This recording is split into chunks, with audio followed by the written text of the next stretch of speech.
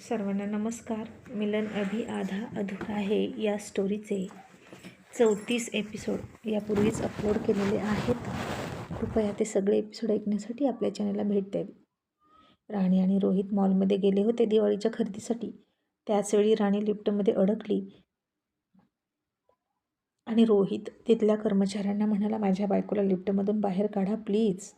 आणि हे सगळं नेमकं त्याचा मित्र सिद्धू त्यानं ऐकलं आणि तो चकित होऊन म्हणाला, रोहित, हे तू काय बोलतोस? रोहित आता घाबरला आणि लगेच त्याची बाजू सावरून घेत म्हणाला, अरे काही नाही, ती इतर कोणाची तरी बायको असेल, कोणाची तरी बहीण असेल असं म्हणायचं होतं रे मला. तुझं ना, तू चल ना तिकडे, आपल्याला काय करायचं, ते काढतील बाहेर त्यांना. असं म्हणून रोहित सिद्धूला घेऊन लिफ्टपासून बाजूला गेला आणि त्याचं सगळं लक्ष लिफ्टकडे होतं. आणि आता काही वेळ प्रयत्न केले, लिफ्ट उघडली आणि घाबरून घामानं थपथपलेली राणी बाहेर आली. तिनं समोर रोहितला बघितलं आणि पळतच गेली आणि रोहितच्या मिठीत शिरली आणि खूप रडायला लागली. आणि हे बघून सिद्धू चक्रावला आणि रोहित घाबरला. आता सिद्धूला जर कळलं तिच्याबद्दल तर काही खरं नाही असं त्याला वाटलं. आणि राणी, तिला कसं दूर करावं त्याला कळेना. तिलाही खरं तर आधाराची गरज होती, कारण ती खूप घाबरली होती हे त्याला कळत होतं. आणि राणी रडून म्हणाली, सर, मला खूप भीती वाटायला लागली होती. तुम्ही का मला तिकडे एकटीला पाठवलं? मला लिफ्ट ऑपरेट करता येत नाही, मी सांगितलं होतं की नाही तुम्हाला? असं म्हणून ती रडत होती. आणि सिद्धू एकदा रोहितकडे, पुन्हा रडणाऱ्या राणीकडे बघायचा आणि हे काय चक्कर आहे त्याला कळेना. आणि रोहित सिद्धूकडे बघून कसा तरीच हसायचा आणि त्याला संशय आला नाही ना असं रोहितला वाटायचं. आणि मग सिद्धूनं रोहितला डोळ्यांनीच खुणवून विचारलं, हा काय प्रकार आहे? आणि रोहित आपला खांदे उचलून हवेत हातवारे करून, आपल्याला काही माहीत नाही बाबा असं म्हणायचा.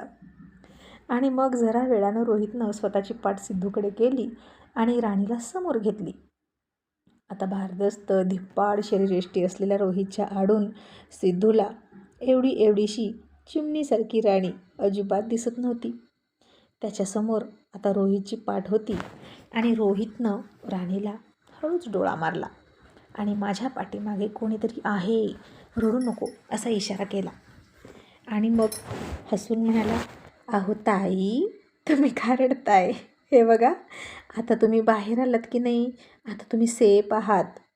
राणीनं आता तिचे डोळे पुसले आणि सिद्धू समोर आला आणि राणीला बघून चकित होऊन म्हणाला, ओ ओ ओ मॅडम, तुम्ही त्याच आहात ना, थिएटरवाल्या? त्या दिवशी पिक्चर दिवशी तुम्हीच भेटला होता. म्हणजे आजही तुमचा नवरा तुम्हाला एकटीला लिफ्टमध्ये सोडून गेला का? यार, काय माणूस आहे, मला सापडला ना तर कोल्हापुरी चप्पलनं हाणीन त्याला. तसं रोहितनं डोक्याला हात लावला आणि दुसरीकडे बघितलं आणि सिद्धूला म्हणाला, तू का उगीचच पॅनिक होतोस, तू गप्प बस, त्यांचं ते नवरा बायको बघून घेतील. आणि सिद्धू म्हणाला, पण रोहित, मला एक सांग, आणि ओ मॅडम, तुम्हाला तरी काही कळतं की नाही? तुम्ही रोहितला ओळखता का? तसं राणीनं रोहितकडं बघितलं आणि काय सांगू असं डोळ्यांनी विचारत होती. आणि रोहित नाही नाही म्हणत होता. आणि राणी म्हणाली, मी नाही यांना ओळखत, त्या दिवशी थिएटरमध्ये मोबाईल घेतला होता तितकंच. सिद्धू म्हणाला, अहो, मग असं परपुरुषाला मिठी कोण मारतो? त्याचं काय आहे ना, माझ्या या मित्राला आहे स्त्रियांची ॲलर्जी. आता घरी गेल्यावर 100 वेळा अंगावर कळेल बघा. आणि राणीनं रोहितकडे चकित होऊन बघितलं आणि सिद्धूला म्हणाली, काही ॲलर्जी वगैरे नाही, मारतात मिट्या. तसा रोहित चकित झाला आणि सिद्धूही म्हणाला, काय म्हणालात? आणि तुम्हाला कसं माहीत? आणि मग राणी म्हणाली, मला तसं म्हणायचं नव्हतं, पण पुरुषांचे ना खायचे दात वेगळे असतात आणि दाखवायचे दात वेगळे असतात असंच म्हणायचं होतं. नको नको म्हणायचं आणि मिठ्या मारतात. असं राणीनं रोहितकडे रागात बघितलं आणि म्हणाली. आणि सिद्धू म्हणाला, ओ मॅडम, पण माझा मित्र तसा नाही, कळलं का? तो ना ब्रह्मचारी आहे आणि आयुष्यभर ब्रह्मचारी राहणार आहे. अहो, आमच्या अखिल भारतीय ब्रह्मचारी संघटनेचा अध्यक्ष आहे तो. आणि राणी तोंडात पुटपुटत म्हणाली, हो का, मग बुडली ती संघटना. आणि सिद्धू म्हणाला, आणि आता तो नाही तर आता तुम्हीच त्याला मिठी मारायला आलात.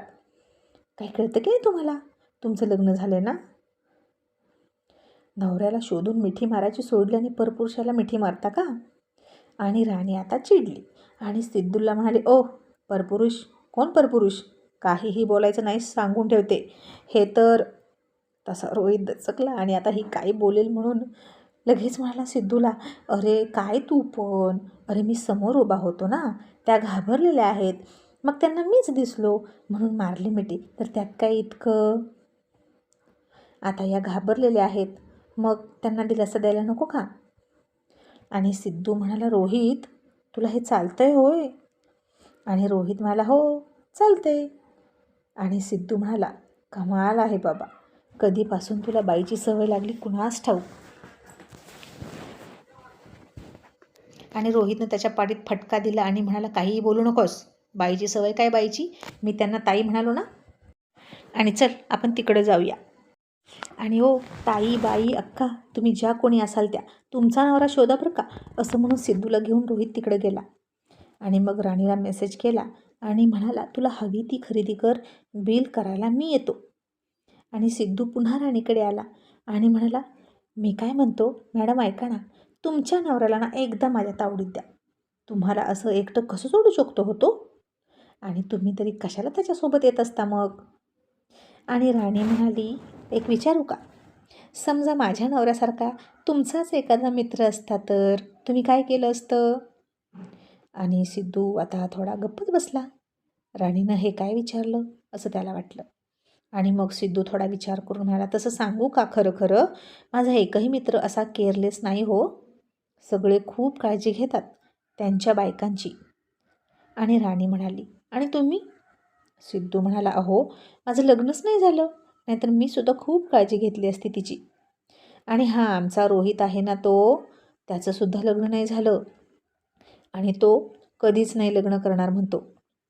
राणीनं आता रोहितकडे बघितलं आणि म्हणाले, मला सांगा, तुमच्या अख्ख्या फ्रेंड सर्कलमध्ये सगळ्यात खरं खरं कोण बोलतो हो, आणि सगळ्यात जास्त खोटं कोण बोलतो? सिद्धू आता हसला आणि म्हणाला, खरं सांगू का, सगळ्यात जास्त खोटं मीच बोलतो आणि सगळ्यात जास्त खरं रोहित बोलतो. आणि राणीनं रोहितकडे तिरका कटाक्ष टाकला, नाक फुगवलं आणि म्हणाली, सत्यवादी, आणि गेली निघून. त्याला एक जळजळ टोमणा मारून तिरक्या तिच्या नजरेनंच. मग सिद्धू म्हणाला, पण रोहित तू एकटा कसा काय आलास?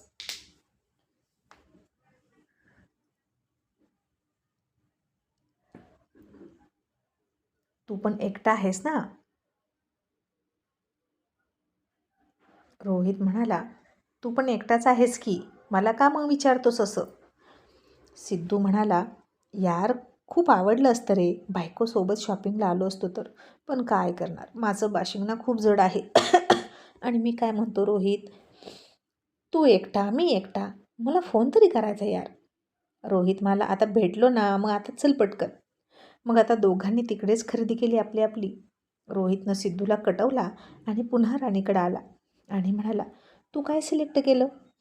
आणि आता राणीनं सगळी खरेदी दाखवली. हे आईसाठी, ही ताईसाठी, हे बाबांसाठी, हे दादासाठी. आणि रोहित मला, ते जाऊ दे, तुझ्यासाठी काय घेतलं ते सांग. आणि राणी म्हणाली, मला कशाला, आत्ताच लग्नात घेतलेले भरपूर कपडे आहेत. आणि रोहित म्हणाला, असं कसं, सगळे नवे नवे कपडे घालणार आणि तू जुनेच घालणार का?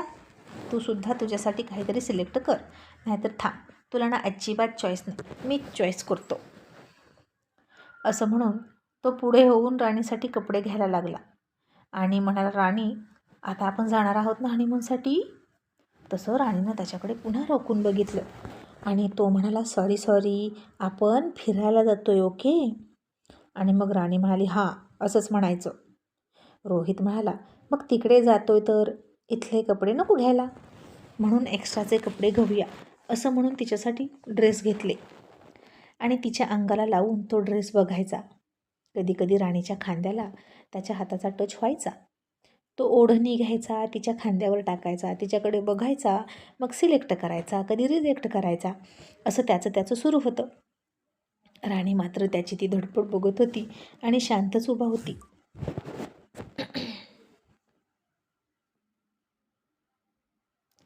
आणि तो म्हणाला, राणी तू तिकडे रात्री काय घालशील?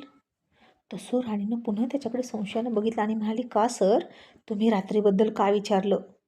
आणि रोहित हात जोडून म्हणाला, माझे आई, ते तुझं टी शर्ट पॅन्ट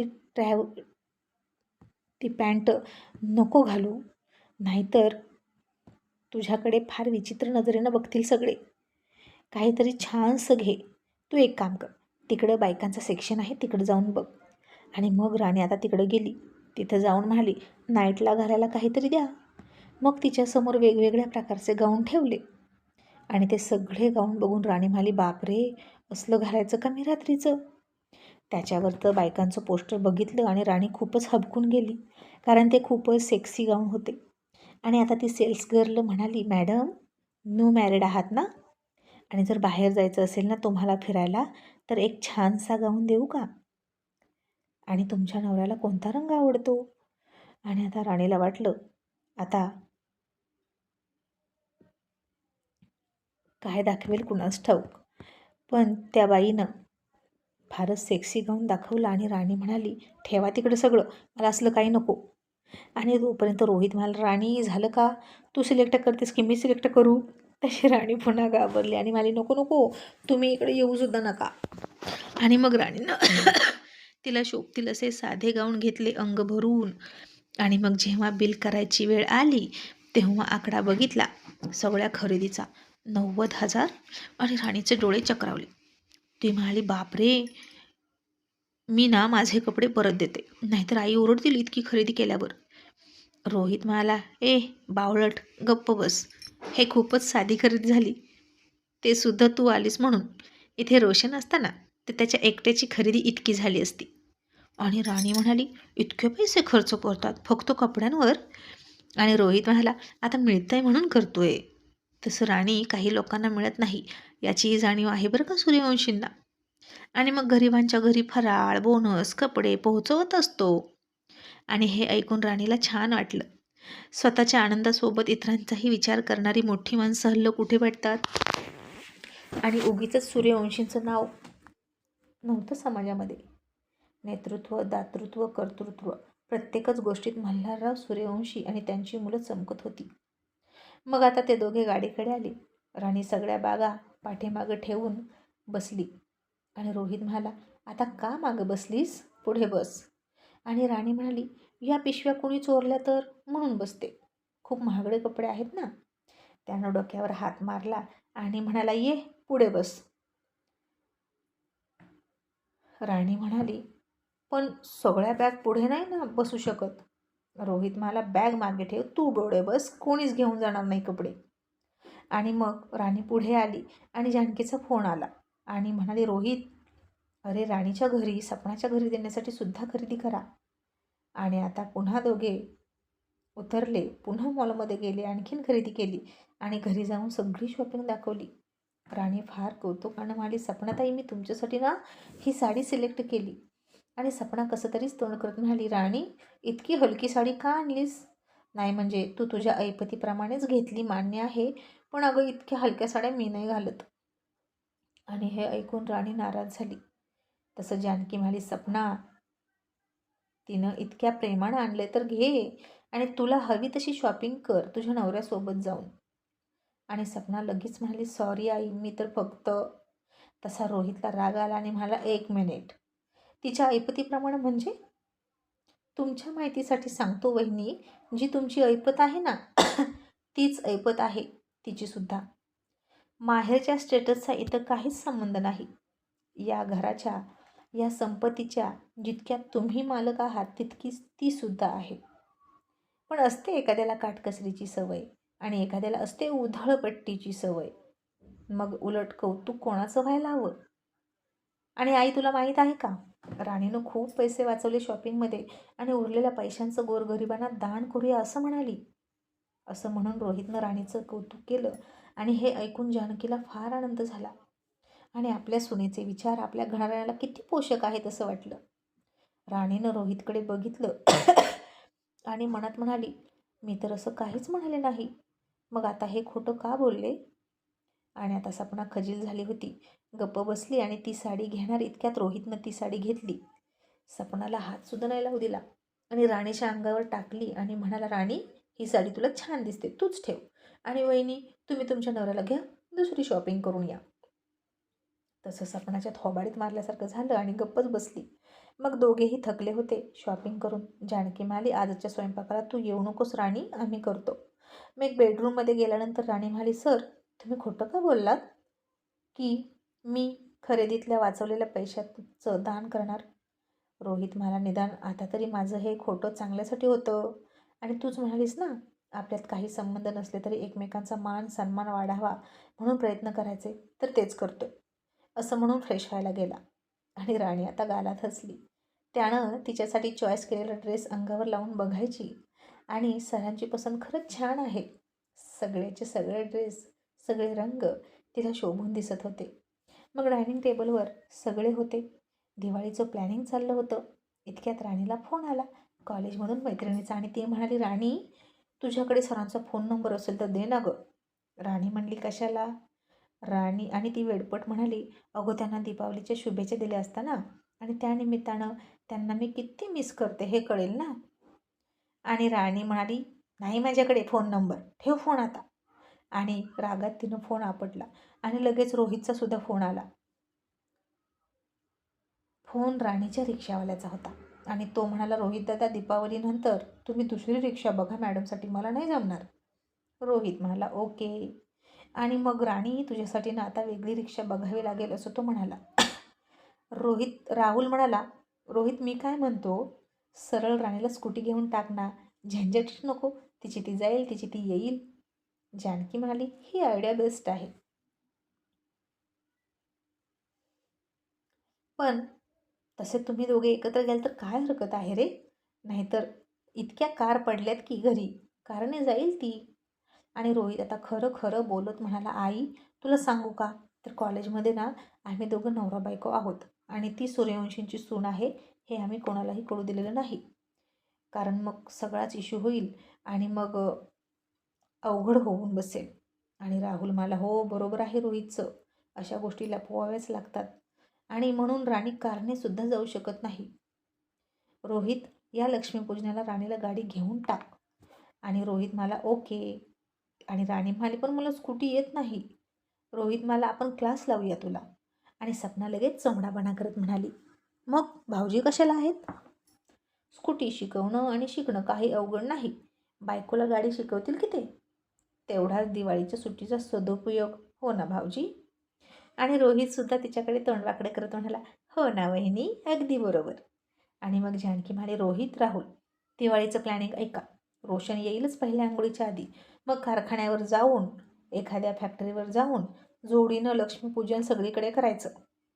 मग इथे पाडवा होईल तुम्हा दोघांचा.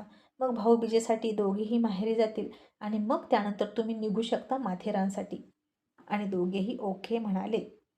पण आता जसजसा माथेरानचा दिवस जवळ येईल तसतसं राणीला धडकीच भरायची. आणि सर जवळजवळच येतात असं तिला वाटायचं. आणि मग सपना दुसऱ्या दिवशी म्हणाली, राहुल, तुम्ही येणार आहात ना माझ्यासोबत शॉपिंगला? माथेरानसाठी मला शॉपिंग करायची आहे. आणि राहुल म्हणाला, सॉरी सपना, तू जाऊन ये ना, मी तुला माझं क्रेडिट कार्ड देतो. आणि सपना म्हणाली, ओके. आणि दुसऱ्या दिवशी भरमसाठ खरेदी करून आली आणि तिला कोणी काही विचारलं सुद्धा नाही की इतके पैसे का खर्च केले. आता घरामध्ये फराळाची लगबग सुरू होती. घराचं डेकोरेशनसुद्धा सुरू झालं आणि सगळ्या कामात पहिल्यापासून रोहित तरबेज होता. आणि आतमध्ये रोहितने स्टूल घेतला होता आणि सगळ्या फुलांच्या माळा त्यानं गळ्यात अडकवल्या होत्या आणि स्टूलवर चढून त्या अडकवत होता. आणि इकडून तिकडे जाणारी राणी त्याला बघून हसली. त्यानं तिच्याकडे संशयानं बघितलं आणि म्हणाला, ए बुटनर, का हसलीस? आणि राणी चिडून म्हणाली, सर, तुम्ही काय आकाशाला भेटलात का जे मला बुटनर म्हणता? रोहित आता हसला आणि म्हणाला, ते सोड, तू हसलीस का ते सांग. राणी म्हणाली, काय नाही, इतक्या सगळ्या वरमाला गळ्यात तुम्ही घातल्यात ना, तर खरंच इतक्या सगळ्या वरमाला गळ्यात पडल्या असत्या तर काय झालं असतं, असा विचार करून हसायला आलं. मग रोहितसुद्धा हसला आणि म्हणाला, एकच गळ्यात पडली आणि तीच नको नको हो करते. आणि राणी म्हणाली, मग कॉलेजच्या सगळ्या मुलींना एक एक माळ घालायला सांगू का, नाहीतर जान झिडकतात तुमच्यावर. आणि रोहित म्हणाला, कशाला, तुझी ना एकही मैत्रीण शहाणी नाही, मूर्ख आहेत नुसत्या, काहीही बोलतात. काय तर म्हणे जीजू, हट. आणि राणी म्हणाली, सर त्यांचा काय दोष, त्यांना कुठं माहीत आहे तुमचं लग्न झालं आहे आणि तुमचा नंबर मागत आहे, देऊ का. तशी त्यांची ही नॉर्मल चर्चा जानकीनं ऐकली, पण यात संशय घेण्यासारखं काही नव्हतं बरं का.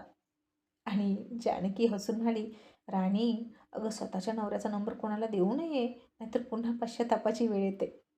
आणि रोहित म्हणाला, हो ना आई, म्हणून आम्ही ना सांगतच नाही कोणाला, आम्ही नवरा बायको आहोत. अगं फार वेडपट आहेत मुली. आणि जानकीला आता ते पटलं.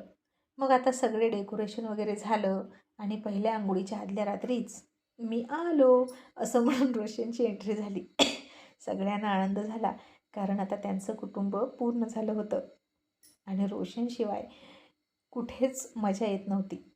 पण आल्या आल्या रोहित घरी नव्हता म्हणून बरं, नाही तर रोशननं मारच खाल्ला असता. मग सगळा फराळसुद्धा बनवून झाला होता. सपनाला जास्त काही येत नव्हतं आणि ती आपली नुसती हाताखाली करायची आणि सगळं राणीलाच करायला लावायची, तुझ्या हाताला चव आहे म्हणून. आणि राणीसुद्धा सगळा फराळ मनापासून करत होती. वयानं लहान असली तरी परिस्थितीनं तिला खूप काही शिकवलं होतं आणि राणी तयारीची होती.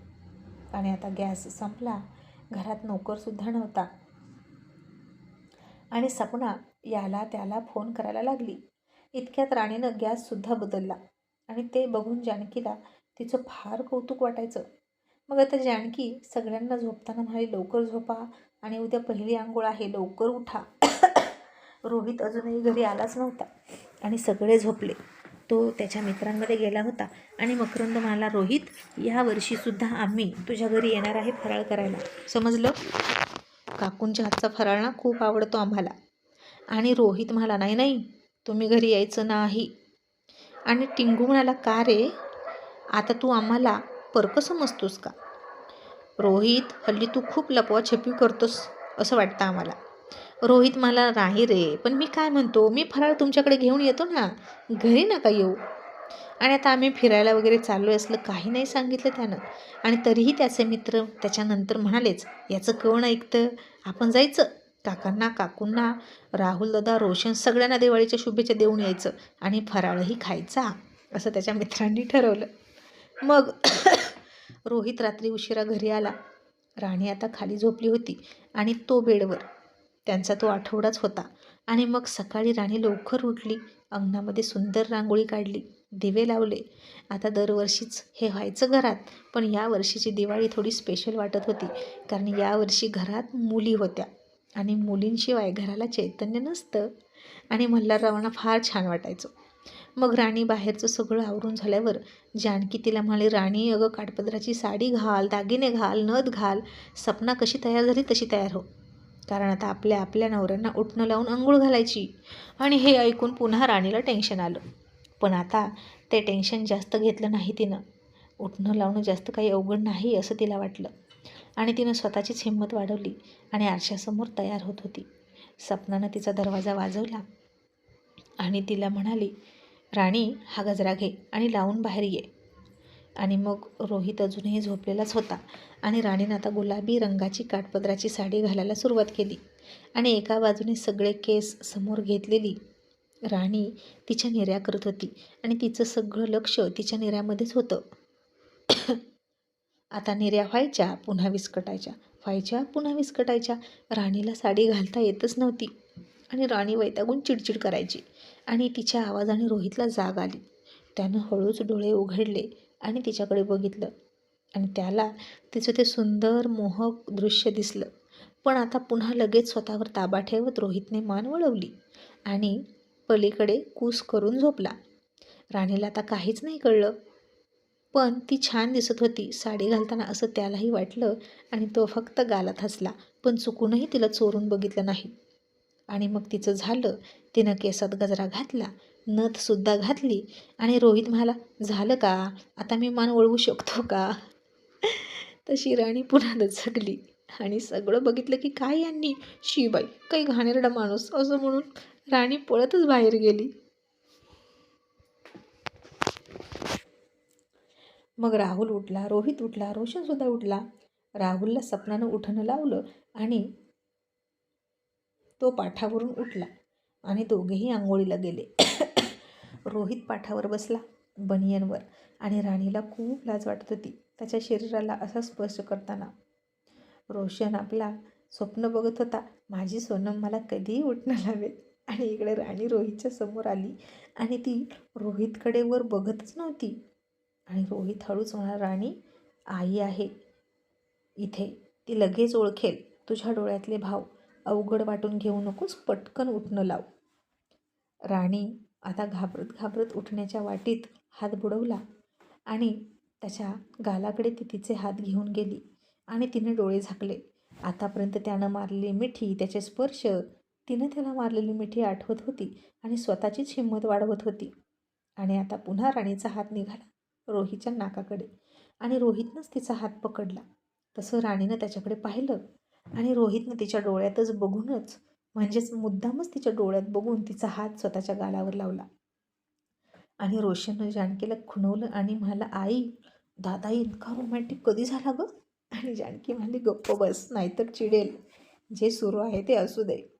मग आता रोहितनं असंच दोन्ही गालावर, स्वतःच्या छातीवर तिचा हात पकडून तिच्या डोळ्यात डोळे घालूनच उठणं लावलं. पण त्याच्या स्पर्शानं मात्र पुन्हा राणीची धडधड वाढायला लागली. आणि आपण किती रोमॅन्टिक आहोत असं रोहित भासवत होता. आणि त्या दोघांची तंद्री भंग करत रोशन म्हणाला, आय एम सॉरी, पण त्या पाठावर आता मला बसायचं आहे. आता उरलेला रोमॅन्स तुमच्या बेडरूममध्ये जाऊन करा. तसे दोघे भाण्यावर आले. मग आता राणी गडबडीत उठली आणि निघणार इतक्यात तिचा वनसाड पदर तिच्याच पायाखाली आला. तशी राणी गरकन वळली आणि धपकन खाली पडणार इतक्यात रोहितनंच तिला त्याच्या मिठीत घेतली अगदी मांडीवरच जाऊन राणी अलगद बसली आणि त्याच्या मांडीवर पडता पडता राणीचा गाल त्याच्या गालाला घासला आणि त्याच्या गालाचं उठणं तिच्याही गोबऱ्या गालाला लागलं होतं. आणि दोघेही आता खरंच कोणतंही नाटक न करता एकमेकांच्या नजरेत नजर मिसळून बघत होते. आणि इतक्यात रोशननं ती रोमॅन्टिक मुवमेंट मोबाईलमध्ये कॅच केली आणि शिट्टी वाजवली आणि म्हणाला, हाव रोमॅन्टिक यार. पण आता तरीही रोहित आणि राणी एकमेकांकडे बघतच होते. आणि आता फक्त राणीचं हृदय धडधड करत नव्हतं, तर रोहितच्याही हृदयाची स्पंदनं वाढत होती. आणि त्यानं त्याच्याही नकळत तिच्या पाठीभोवतीची त्याची बोटं तिच्या पाठीत रुतवली. तसं त्याच्या बोटांच्या स्पर्शाने घायाळ होत होत राणीनं खूप खूप शहारून डोळे मिटून घेतले आणि रोहितच्याही ओठांवर हलकी स्माईल आली. मग आता एकमेकांच्या हृदयाची भाषा एकमेकांच्या हृदयाला कळेल का, हे पाहणं इंटरेस्टिंग ठरणार आहे. थँक्यू.